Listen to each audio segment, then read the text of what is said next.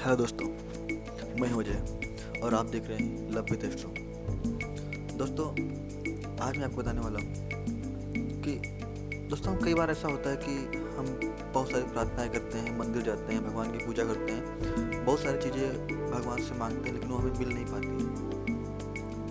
इसके पीछे रीज़न क्या है दोस्तों, ये मैं आज आपको बताऊँगा कि इन सब के पीछे रीज़न क्या है कि हम इतना मांगते हैं भगवान से तब भी हमें मिल नहीं पाता है। मतलब प्रार्थना कैसे करें, मैं ये आज आपको समझाऊंगा ताकि आपकी जो प्रार्थनाएं हो, ताकि आप फिर जो भी भगवान से मांगे वो आपको मिल जाए। तो इसकी विधि होती है दोस्तों, वो दोस्तों पहले इसको समझने से पहले आप ये समझ लीजिए कि प्रार्थना कहते किसको हैं, है ना। प्रार्थना क्या होता है तो दोस्तों पहले इसको ऐसे समझिए, जैसे मैं कहूँ जैसे प्रेम आप लीजिए, प्यार किसे कहते हैं। तो अगर मैं आपको और जिससे भी आप प्यार करते हो, मैं आप कहते हैं मैं इस लड़की से प्यार करता हूँ, लड़के से प्यार करता हूँ, तो मैं दोनों लोग को एक रूम में बंद कर देता हूँ। एज ए एग्जाम्पल मान लीजिए कि मैं आपको और आपकी जो भी मतलब गर्लफ्रेंड और कोई भी हो, उसको एक रूम में बंद कर देता हूँ और कहता हूँ कि चलो प्यार करके दिखाओ, और मैं कहता हूँ कि चलो प्यार करके दिखाओ। तो आप क्या करेंगे दोस्तों, सोचिए। मैंने आपको और आपके लवर को, जिससे भी आप प्यार करते हैं, उसको एक रूम बंद कर दिया और कहा चलो प्यार करके दिखाओ। तो कैसे दिखाएंगे आप, क्या करेंगे उस समय?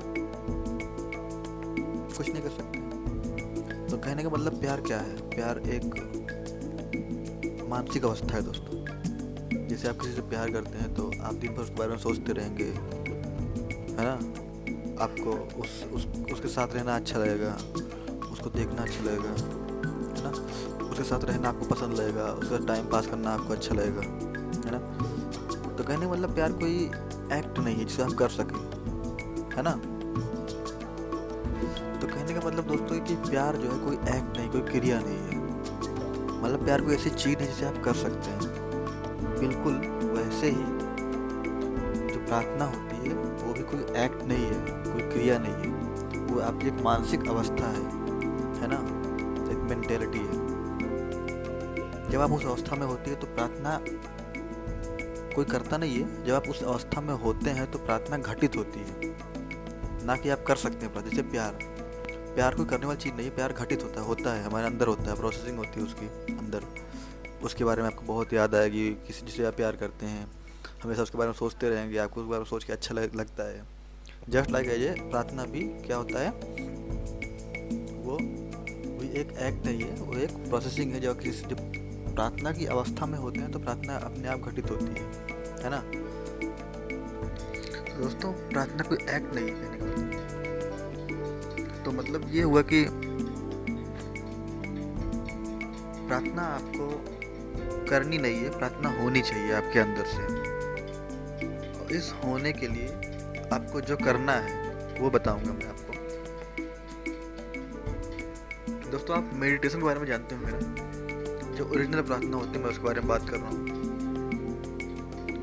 जब मेडिटेशन या ध्यान की गहरी अवस्था में हम लोग होते हैं तो जितने भी लोगों ने मतलब बुद्ध, महावीर या जितने भी ऐसे लोग जिन्होंने मतलब ईश्वर को जाना है, उन्होंने यही कहा है कि ध्यान की गहरी अवस्था में हमारा जुड़ाव जो होता है भगवान से हो जाता है, ईश्वर से होता है। जो भी सोर्स ऑफ पावर है, मतलब एज ए ईश्वर ना भी कहें तो जो भी सोर्स ऑफ पावर है उससे हमारा जो जुड़ाव होता है वो हो जाता है। तो दोस्तों तो जो प्रार्थना होती है, आप बेशक जिसको मानते हैं वहाँ जाइए, समझिए, जिस मंदिर में जाइए आप कीजिए, लेकिन साथ साथ आप ये कीजिए कि आप ध्यान कीजिए, मेडिटेशन घर पर कीजिए। और मेडिटेशन की जब थोड़ी सी गहरी अवस्था में आप आ जाएंगे, थोड़ा सा जो आप सिंपल लैंग्वेज में कहो तो अर्ध निद्रा, है ना। अर्ध निद्रा मतलब आधी नींद की अवस्था में आ जाए, आधा सो जाएं, तो उस टाइम जो आप भगवान से मांगते हैं वह पूरा होता है ना दोस्तों।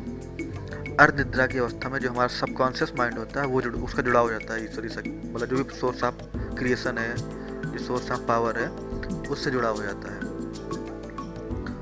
तो दोस्तों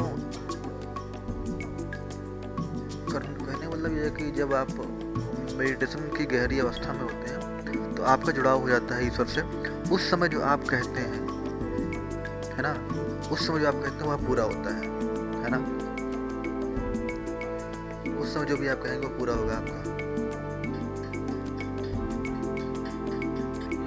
इसलिए जब भी आप प्रार्थना करें दोस्तों, तो वो ठीक है, प्रार्थना करते हैं, ठीक है, साथ साथ आप रोज डेली सुबह उठकर मेडिटेशन करना सीखें। इसकी कुछ विधियां होती हैं। आप जैसे कि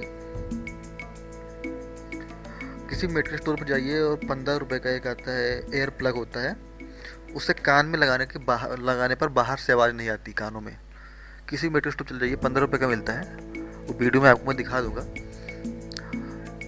वो उसको लेके आइए, आप उसको कान में लगा लीजिए, एयर प्लग को, एयर प्लग कहते हैं उसको, और उसको लगाने से बाहर की सारी आवाज़ें बंद हो जाएगी। कमरे का लाइट ऑफ कीजिए और ध्यान कीजिए, मेडिटेशन कीजिए मतलब।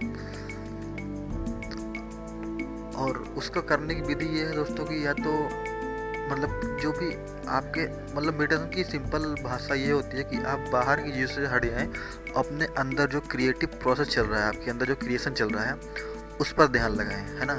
जैसे हमारा जो ध्यान था वैसा बाहर की तरफ होता है, हम बाहर देखते रहते हैं, ये है वो है, कहीं गाना बज रहा है, मतलब दोस्तों से मिल रहे हैं, लेकिन हमारे अंदर जो एक प्रोसेस चल रहा है ना। जैसे मैं आपसे पूछूं कि आप क्या हैं, तो आप बोलेंगे मैं मतलब मैं मेरा नाम, जो आपका जो नाम होगा बताएंगे आप, मैं ये हूँ।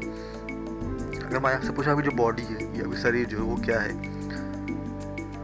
तो क्या है मतलब आपने जो बचपन से लेकर आज तक खाया है ना, वही आपकी बॉडी में ढला हुआ है, वही आपकी बॉडी बनी हुई है। सिंपल लैंग्वेज समझा जाए तो यही होता है कि आपने जो बचपन से लेकर आज तक खाया पिया है, उसी से आपके शरीर का निर्माण हो रहा है। तो सिंपल से ऐसा समझिए इसको कि हमारे शरीर के अंदर कोई ना कोई पावर है जो एक केले को, जैसे मान लीजिए आप केला खाते हैं, वह केला एक मनुष्य बन जा रहा है 4 घंटे 5 घंटे में, है ना। वो एक मनुष्य की बॉडी बन जा रही है। जैसे आप कोई खाना खाते हैं, एक दिन बाद वो खाना हमारे जो वेस्टेज होता है वो निकल कर जो हमारा जो बचता है वो हमारे शरीर में लग जाता है। कहने का मतलब एक क्रिएशन प्रोसेस आपके अंदर चल रही है, लेकिन हम कभी ध्यान नहीं देते उसके ऊपर। एक क्रिएशन प्रोसेस हमारे अंदर चल रही है, हम उस पर कभी ध्यान ही नहीं देते हैं। तो ध्यान का मतलब होता है यही, सिंपल सी बात है, जो हमारे अंदर क्रिएशन प्रोसेस चल रही है उसको देखना। तो जब भी आप एयरप्लग लाकर अपने अंदर ध्यान को लेके जाइए, अपने धड़कनों को सुनिए, अपने जो ब्लड सर्कुलेशन आपके शरीर में हो रहा है उसको देखने की कोशिश कीजिए, उसको मतलब महसूस करने की कोशिश कीजिए।